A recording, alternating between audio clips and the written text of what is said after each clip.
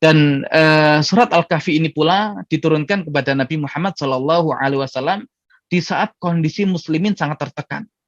Ya, di fase dakwah ketika mereka masih berada di Mekah.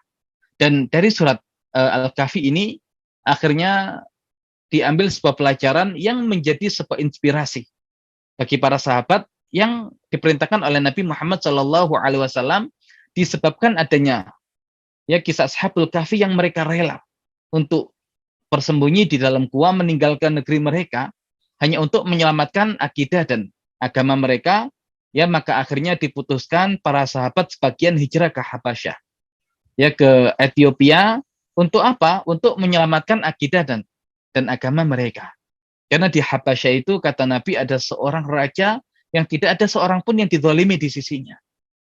Nah, maka sahabat yang awalnya berat untuk meninggalkan Mekah, ya negeri tercinta, negeri yang Allah Subhanahu wa taala berkahi, negeri yang didoakan oleh Khalilur Rahman, Khalilullah, Nabi Ibrahim alaihissalam, sangat berat bagi mereka.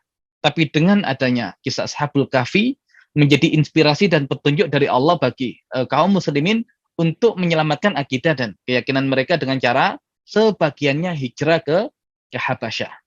Nah, adapun kisah Sahibul Jannatain menginspirasi para sahabat ya bahwasanya mudah bagi Allah Subhanahu wa taala untuk membinasakan kekayaan orang-orang yang kufur kepada Allah Subhanahu wa taala.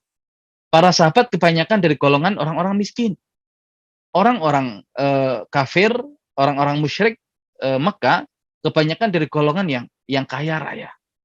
Tapi dengan adanya kisah Sahibul Jannatain, pemilik dua kebun yang sangat luar biasa kebunnya, yang sangat banyak hartanya, mudah bagi Allah untuk membinasakan. Ya, maka muslimin ya merasa teguh walaupun musuh punya banyak harta, tapi mudah bagi Allah untuk membinasakan harta mereka.